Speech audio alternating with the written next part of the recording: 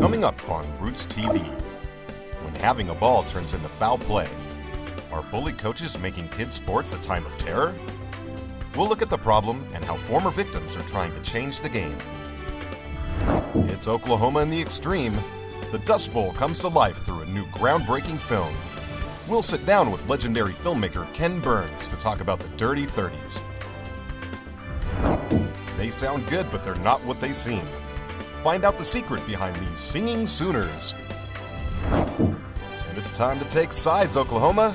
Tulsa and OKC battle for the title of Best City. See who wins all next on Roots TV.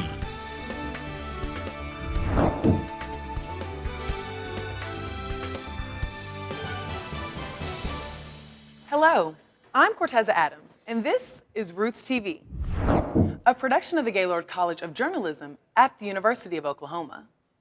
We're here in our Convergence Lab, where journalism students work on a number of important stories to the state of Oklahoma every day. During this program, we'll not only examine the issues, but we'll also talk to the student journalists themselves about their journey uncovering the story. First, kids' sports are supposed to be fun and games. With that being said, here at OU, sports can get intense at any age. However, what happens when the coaches take it too far and become the bullies themselves, physically and emotionally abusing the young athletes? Roots TV's Aubrey Shoup reports about the head games behind kids' sports. Kids on a bright, sunny day playing soccer. Pure sport, pure fun. But sometimes it's not always that way. Sometimes it becomes foul play. This video on YouTube shows one coach physically hitting young players on the soccer field. While it's unusual to see this type of behavior in public, according to experts, abusive coaching is more common than you'd think. Oklahoma psychologist Dr. Andrea Clark has helped child athletes who have been victims of abusive coaching. I've seen this one child. She was about 9 when I started seeing her, and she was in gymnastics, which is unfortunately it seems to be more competitive, more judgmental. They use a lot more bullying tactics, from my understanding of research and being in gymnastics when I was younger and parents I've talked to. But this child was definitely a victim of this kind of atmosphere. She became more serious. Her self-worth just really took a dive. However, what some see as abusive coaching, others see as just firm coaching that'll make their athletes stronger. Lance Carell is a middle and high school coach. I believe bullying, per se, is the word to use. I don't believe in coaches and an adult bullying a child, but I do believe that being firm with them, and at some points you do have to scream and yell to motivate people, and each child is different, so sometimes you have to get on a kid to get them motivated. Carell brings up a good question. Just what is abusive coaching? According to the Competitive Advantage Sports Psychology website, it is when a coach uses humiliation or demeans athletes, is a yeller, and uses excessive conditioning as punishment. The coach overemphasizes winning and views athletes as performers and not individuals. Some groups are taking action to prevent abuse before it happens. Erica Oliveira Sports is an anti-bully initiative for schools. Erica was inspired to create this program from personal experience. I've been an athlete my whole life, and since I was a young girl, and I've really seen some discrimination when it comes to kids in sports. So I think that parents could really help people like me that are wanting to take a firm stand and just kind of back me up in my programs and make it aware that, kids, this is not a game for winning. This is fun, this is recreational. It's all about healthiness and having fun and teamwork. Thanks for joining us, Aubrey. So how widespread is the problem of bully coaches? There doesn't seem to be any conclusive statistics on the matter. I think that's because many children are afraid to speak out against their coaches. But some researchers believe that nearly 50% of coaches have bullied a child at one point or another. That's such a high number. So what should parents be looking for to know if their children are being bullied by their coaches? They just need to ensure that they're staying involved in the activities, make sure there's no behavioral changes such as withdrawing themselves or dreading going to the sport in general. And I know this had to be a great story to cover. How did this affect you as a student journalist? I was so inspired by Erica Oliveira and her ability to take something that was so painful from her past and use it to make a difference in the future. I truly believe anyone can make a difference in their community. Thank you, Aubrey. From foul play to foul weather, this year has been a dangerous and deadly one for the U.S. Residents in the Northeast will be dealing with the impact of Hurricane Sandy for some time. OU is currently working on a research project documenting how local TV stations covered the storm. Oklahoma is certainly no stranger to bad weather, and Roots TV's John Haverfield joins us to tell us about a new study that may shed some light on dangerous thunderstorms. Thanks, Cortessa. Scientists and meteorology students here at OU have hit the road as a massive research project gets underway. It's all about getting into the soul of a storm. Many Oklahomans know that springtime is go time for extreme weather across the plains. It's kind of boring around here during the winter and early spring season, but late spring is what we all are waiting for. Weather researchers in Norman are especially excited this spring because of a research project they're doing to better understand the chemistry of thunderstorms. The scientists call this study DC-3. They are using several of OU's mobile radar and mesonet trucks, along with high-altitude jets from the National Science Foundation and NASA. This program is more designed to see the evolution of a thunderstorm and see what chemical components the planes that are flying around can pick up. What the radars are doing is collecting the data of the structure of the storms. The program from the National Severe Storms Laboratory will also take a closer look at one common but deadly thunderstorm feature. Well, one big part of DC-3 is the chemistry, but another big part of it is atmospheric electricity and specifically lightning.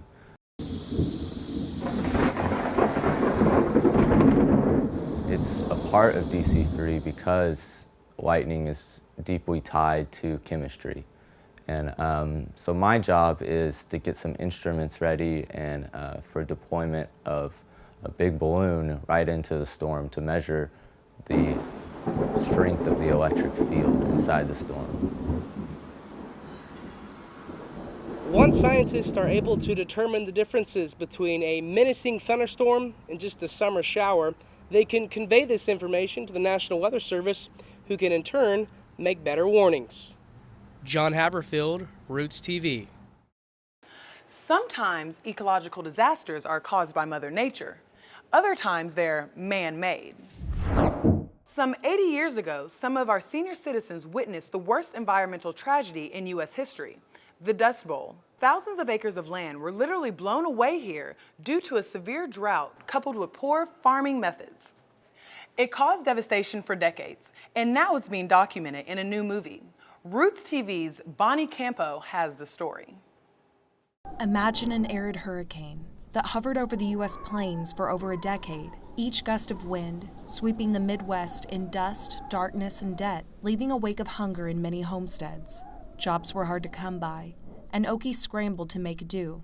It's a time remembered for struggle and hardship, and the nation's leading documentarian of pivotal history saw more. His iconic reputation is carried into his newest film, The Dust Bowl. I think when we look at our popular culture, we sort of see Hollywood as this infinite number of different stories, when in fact it has 6 or 7 or 8 plot lines. Documentary, on the other hand, is infinitely diverse. It's as diverse as the number of people and stories there are to tell. And I can't think of a better story than the Dust Bowl story, because this is a group of so-called ordinary people, a bottom-up story of extraordinary heroism, of a great tension between Mother Nature and human nature. Mother Nature more than often wins. It just has every single element. And when you add the superlatives that we are wont to add, this is the greatest man-made ecological disaster in American history superimposed over the worst economic cataclysm in human history, then you've got a good story going. His concept was brought to life by many others sharing the belief in telling a nation's story. About character lives, Hollywood versus this documentary field. I mean, these aren't people that are just playing a role. This was their actual reality. So how do you find those characters to embody what you want to invoke? The laws of storytelling are the same, whether it's a feature film or it's a documentary. What's so good about documentaries is that it's real. I mean, the most obvious aspect of it is that it's real. These lives really happen. So our job is to listen, to investigate, to look, to discover these lives. But then our job is to figure out how to distill the essence of their stories into something that fits the laws of good storytelling. But we're not a screenwriter superimposing what happened. When this family, which had hoped to have a section of land that they could farm and hand on to their sons, ends up living in a chicken coop because it's the only thing they could afford to live in, that is an amazing story that no screenwriter in Hollywood could make up. He hopes the documentary will power through the airwaves and carry a message of legacy and significance. The legacy is not in anything that I've done as much as the reactions that people have, or don't have, as the case may be, to these films, to these stories, to these subjects. So in the end, you can pull the film away, you can pull me away, you can even pull the extraordinary people who work on these films away. And what you're left is with whatever you bring to that moment, what your responses are, and what you do with that. So Bonnie, where did the Dust Bowl hit the Okies the hardest? Corteza, we're looking at the northwest region of the state, primarily up by Guyman. These farmers plowed up all the land they had and were virtually left with nothing. And how long did it take for Burns to put this film together? It was a compilation of a couple of years. Getting these people to sit down and share their stories couldn't possibly be done in a couple of months. I know it was no easy task, but how was it to sit across from a legendary filmmaker? I could not be more elated to sit down with the world's leading documentarian and just have him show me or tell me things that I probably wouldn't experience anywhere else. It was a great experience. Thank you, Bonnie. Thank you, Corteza. Next on Roots TV. Oklahoma parents who have had enough public schools are taking class into their own hands. And you may be surprised at how they're getting schooled. And behind these amazing voices are some amazing students. Why doctors, lawyers, and zoot majors are becoming singing Sooners next. And later, he's still in college, but he's already producing music videos for artists around the country. You won't believe what he did to make this one. See it for yourself, coming up. But first, we asked OU students what they're most concerned about in their future.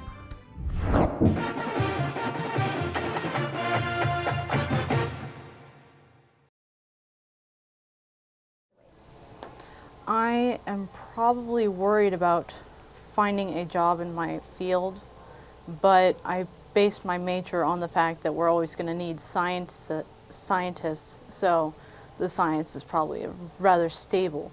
I just don't want to work in fast food for the rest of my life. My immediate worries right now is whether I'm going to get my laundry done before Friday, because we have a freaking game and it's kind of a big deal. So I gotta, and that's one of my like superstitions is that I gotta clean my house before every game. So, and I have a lot of laundry. So.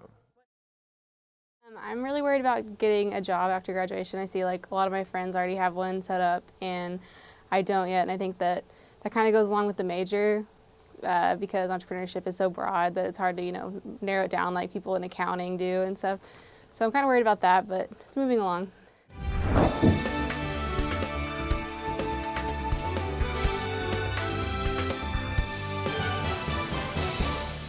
Welcome back to Roots TV, a production of the Gaylord College of Journalism at the University of Oklahoma. Homeschooling has been around since America was founded. However, things are changing. In the beginning, if parents wanted to school at home, they had to go it alone, without the help of a public school system. But now, Amy Slanchek joins us to tell us about the new program. Corteza, what's interesting is that the program called the Connections Academy says it's not homeschooling, even though it has some similar attributes. It makes the distinction that it's a public school that uses certified teachers who educate students through computers. In fact, students join virtual classrooms where teachers communicate to them live, just like Skype. And unlike other homeschooling programs, this one has no tuition, all the books are paid for, there are free computers for qualified families, and there are even field trips. I talked to one Oklahoma family who decided to use this program to educate all three of their children at home. Colleen Cook homeschools all three of her children. Catherine, Spencer, and Andrew have been adjusting to homeschooling since September, and so far, they feel good about the change. traditional school isn't for everybody, and it brings a lot of things into play that some families don't want to deal with. Every kid is different, and every kid learns differently, and every kid thrives in different situations, and you have to take a look at your child and assess where they're at and if they would benefit from an environment like this. Do you feel like you're learning more here? This is a great opportunity to kind of have the best of both worlds, because I'm still accountable to a teacher and the kids still have that accountability and they're responsible to someone else besides mom. It's they just jumped in and they did it, and we had some frustrating days, but I think we're getting a good hang of it now. It's wonderful. I think it's been a blessing for our family to have this opportunity. So far, the family has said that they really enjoy the program. However, they do know of another family who did the program, and it didn't work out just the same, so they've decided to go back to traditional school. So it's not for everyone. And that's a good point. Is there any information on how the program's doing overall? Yes, the Connections Academy did a survey last year and found that 95% of the families that participate in the program are satisfied with it and would recommend it to others. And why should they choose public homeschooling instead of private homeschooling? I think the biggest benefit here is that there's no tuition. The books are free, and families who qualify even get free computers. And families in general, why do they choose this program? Well, from what I understand, some students have difficulty learning in a traditional classroom, or they're having social issues at school, or in some cases, students are just so exceptional that they need to be challenged more. And what's interesting is with this program, high school students can take more advanced classes than what they would regularly take in the traditional school. So that's a really great benefit for those students because they can advance because the program is so flexible. It really is. Thank you, Amy. You're welcome. Whether a student is homeschooled or in a traditional school, music education is usually a favorite. However, once a student goes away to college, their passion for music is usually left at home. But here at OU, that's not necessarily the case. There's one group of students who give up hours of free time to give a noteworthy performance. By day, Andrew White's an average psych student, but by night, he's psyched about his secret passion. Welcome to Andrew's World, an OU student with a full load and a challenging degree. He also works as a resident advisor to students. Certainly, most would expect this non-music major to be spending a significant amount of time doing this. Being a singing Sooner. I joined Singing Sooners actually because I had a passion for choir during high school, and I wanted to continue that at the university because I believed, even though I was doing psychology and not something musically related, I wanted to do something like that here at the university level. So I auditioned and kind of, just found my way here, and it was the best decision I ever made. So. Andrew isn't alone. Most of these Singing Sooners aren't pursuing music as a profession at all. They're into aerospace engineering, pre-med, business, and all those other degrees that you'd think wouldn't allow time for anything else. But that's not stopping these students who think harmonizing with others is the high note of their day. These students who are in other majors, giving them the opportunity to sing in an ensemble, really kind of fills a niche in their life that they may miss from their high school days where they could do it all. Well, I've been in choir since 7th grade, and it was just weird not doing it last year, like going from a state of singing every single day to like nothing. So I really missed singing, and that's why I decided to do it this year. I'm actually the first singer in my family. My family says I've been singing since I was a kid, so I guess I was kind of born to sing. So. I mean, that's a choral conductor's dream, that they would come there and want to learn music and get to know each other and really try to unite their voices with a single message, be it pop or somewhat gospel or whatever the music is. It all has a wonderful message, and these singers do a great job with really delivering that message. It's like a passion. They say that if you neglect the arts, you neglect the soul.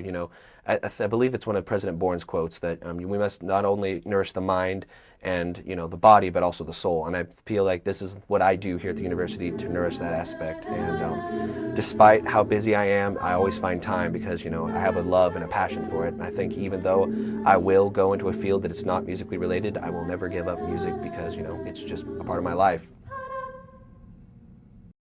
Ashley, that's such a great story. Where do they usually perform? Well, they do a bunch of different performances. At the beginning of the semester, they were performing at a hotel, and then in October, they traveled to Dallas for OU Texas and kind of had like a sing-off thing with the Longhorn Choir. And so this group, they really participate in a bunch of different activities. And why were you interested? Well, I've actually watched them a few times, and watching them, you can feel the passion and the commitment that they have. And that's something I really admire because it's not something they're required to do, it's something they want to do. And so when you watch them, it's just really enjoyable. Well, I'm happy you had the opportunity to cover this show. Thank you, Ashley. Just ahead on Roots TV, it's Tulsa versus OKC. Which city is the city for Oklahoma? Folks from both places dish the dirt next. And mix some cutting-edge music with hundreds of handmade cardboard words. And what do you get? An Oklahoma original. We'll show you next.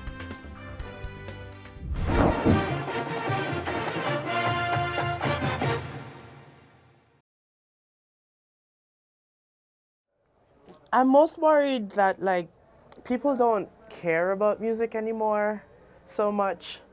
And so my work, the work that I'm doing now and what I hope to do in the future is really all irrelevant.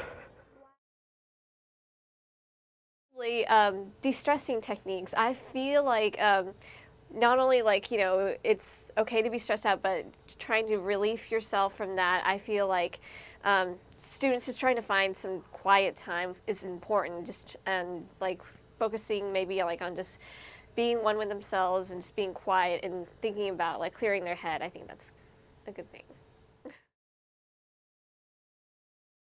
Since I'm a senior, I'm definitely worried about, you know, graduating and finding a job, or whether or not I'm going to come back and maybe do like another degree.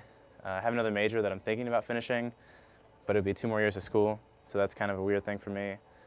Thinking about maybe doing an MBA, so a lot of uncertainty out there. Yeah.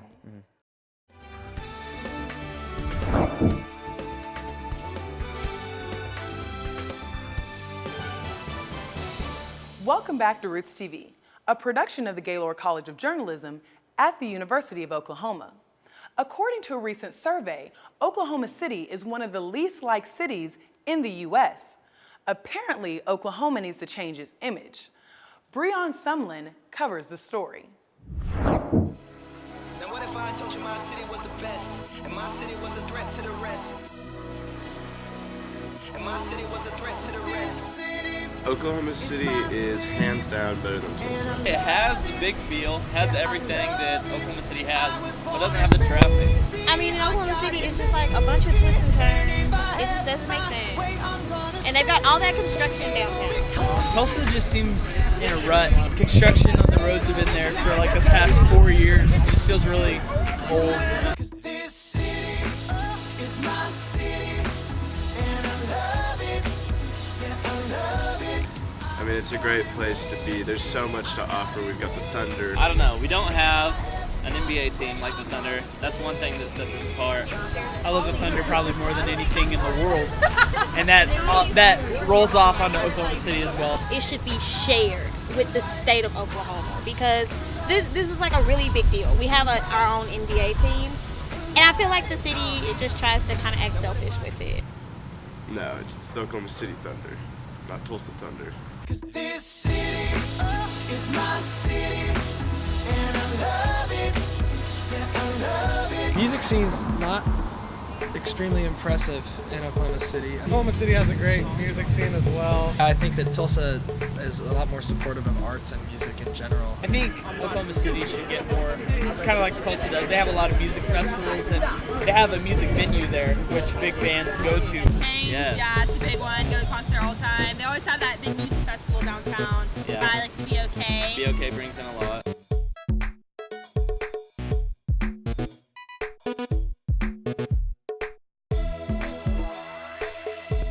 Cherry Street and Brookside, big music festivals. They close those streets down a lot and have huge parties. This city is my city, and I love it. Yeah, I love it. Oklahoma Oklahoma City seems to be filled with just like frat bros that never got out of it. Whereas Tulsa's a little more like, I don't know, just regular people. Because they're Tulsa, they've got more money and they're just, they feel entitled. Area code 918's better. That's what I mean. I think they're kind of both coming up on a steady pace, like at the same time. This city is my city, and I love it. Yeah, I love it. Breon, this seemed like such an interactive story, and you had to travel all over the state of Oklahoma to get these interviews. What did you learn about these two cities? Well, first I have to say that getting to do this project was both interesting and entertaining, just getting to see how passionate people could get about their city. I learned the positive and the negative aspects for each city, and I just feel like that whether people said they like Tulsa better or Oklahoma City better, they all seem to be happy to be from the state of Oklahoma. And that's a good thing. Thank you, Breon. Thank you. Well, one way Oklahoma can improve its image is by bringing more entertainment right here in the state. And one student is doing just that. OU's own Jesse High has been producing many things in the past. What all have you worked on so far? I worked on a couple music videos, commercials, and a couple short films, but mostly my focus right now is in music videos. One of your more recent music videos was for Philadelphia's Lush Life. How was that? Basically, he's a rap artist, and we took every single word to his song and made a 3D cardboard head that you could put basically over your head. And we just glued the front and the back of each word and then got a 9-inch strip and put that in the middle so you could, wear it. And then we'd get the paint pens so we could stencil out the words so you could actually tell.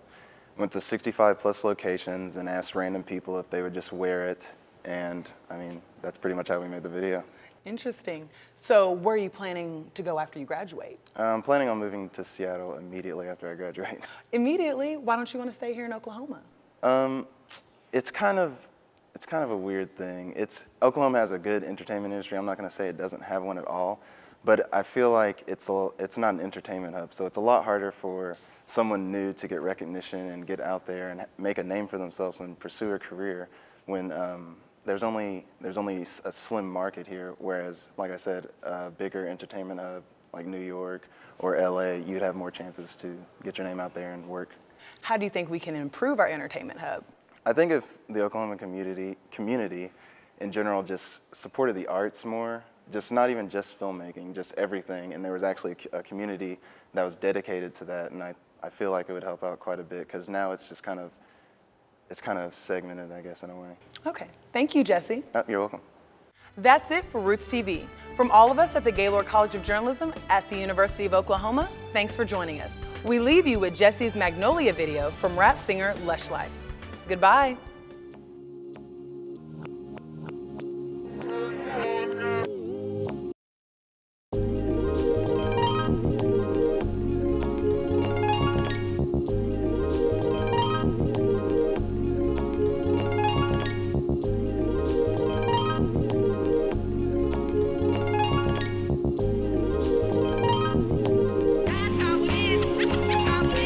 Subscribe to Crosstown Beef, the Baroness of Broad Street, Bowling Green, black folding the sheets, holding the heat for months before they flow in the streets. 89 wise, intelligent, live and unique. Go either on the corner, dipped in a polar fleece. When all I need is dime pieces, all of Jesus. All she see is crime in the city, rhyming, embalming graffiti on the bus just to catch a rush. Lush life, right ballad of heavenly dames with heavenly frames. Rap Henry James, Henny drinker with a periwinkle tailor made. Balenciaga suit, penny loafer, Prada boot. Used to rock the Wallabies while cooling out in Xanadu. Now I'm on tobacco rack, stacks and rats. Brill building tracks, hand claps and spitting it back. So when I stay saying beautiful things, why can't I live? Cause